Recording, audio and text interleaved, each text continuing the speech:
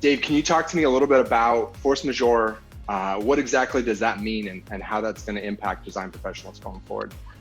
Well, force majeure, it's a French term, first of all, so let's get our language so we know what it's about.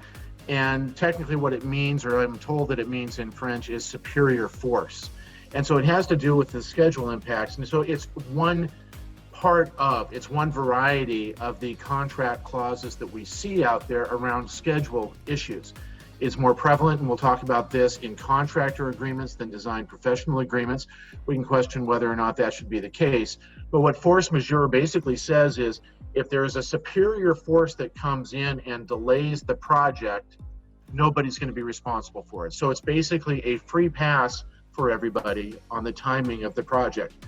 To satisfy that, it has to be unexpected, it has to be unavoidable, and it has to be outside of our control. So those three elements: unexpected, unavoidable, and outside of our control. And so if it qualifies for those three things, then it's going to qualify as force majeure. Most contractor agreements are going to provide that a force majeure, an event like that, be it rain, act of God, the other things that we'll typically put to it, will extend the contract completion deadline without compensation. And so for both sides, it's basically a no harm, no foul. Force majeure, act of God, rain, earthquake, labor shortage, whatever, pandemic, stepped in, pushed our project out, and as a result of that, we're all going to share in that, we're all going to suffer in that, and nobody is going to have to pay anybody in all of that. So that's basically what is there. We see this sometimes in design professional contracts, but not all the time, and sometimes we see hybrids of it in design professional clauses. I would say, given the 1,000+ agreements that we work through a year, a force majeure clause is probably present in well less than 25% of the design agreements we look at. Gotcha. Okay, so it's really a timing issue. It's a compensation issue.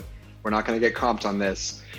Considering everything that's gone on with COVID, do you think that we're going to see an increase in this language, going forward? Well, we've seen a lot written on the topic in terms of, insurance companies, AIA, ACEC, Association of General Contractors have all written a great deal on this. And where it comes up, and the big distinction in this is, what do you list? Some people will just call it force majeure. Some people will do force majeure and then list a series of events that would qualify as force majeure, act of God, labor shortage, and all that. And we started to see some fairly aggressive recommendations in terms of adding to that list, in terms of things including pandemics and infectious disease and all of that. We could debate whether or not that's appropriate. I think that act of God and unexpected generally is going to cover what we've just been through. But I think that we're going to see some expansion in the language because people are going to want to add to the language. I think it is now also a more prevalent issue, and I would guess that we are going to start to see an increasing use of force majeure in both design and construction agreements with respect to no compensation for the delay. So we're essentially going to take that free pass moment and move it forward. That might not be in the best interest of the design professionals, but that's what I think is going to happen. Gotcha. So this is something we need to be aware of because we just might see more of it happening considering the circumstances. So. And it is both a sword and a shield. And so it is a great opportunity in that we will avoid the liability. The owner can't come to us and say that we are liable for that delay because it came up out of a force majeure event. However, it also would then cut off any right to compensation that we've had during that extended period.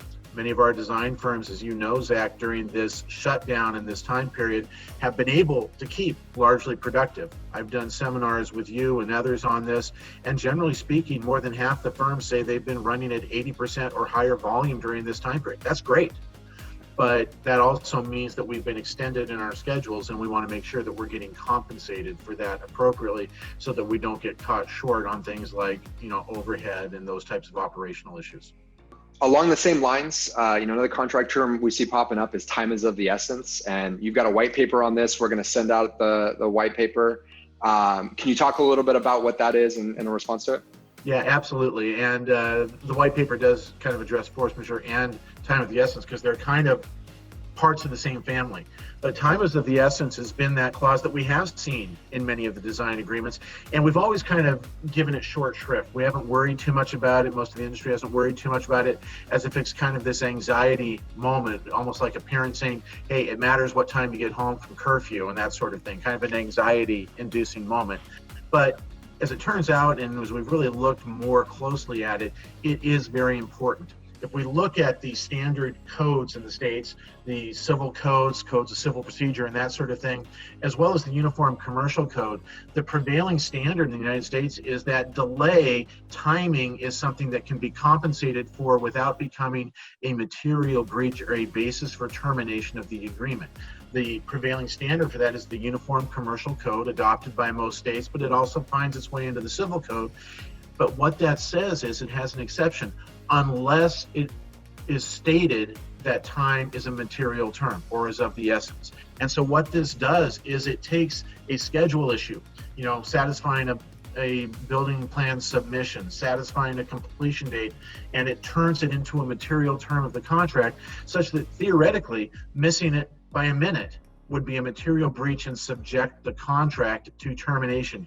So it really takes a schedule issue, which can be a soft issue and we can compensate in and around it, and turns it into that hard line rule with very significant consequences. So we need to take those time of the essence clauses much more seriously than we have traditionally, and I think that's something that we're really going to learn as a lesson out of this whole COVID experience.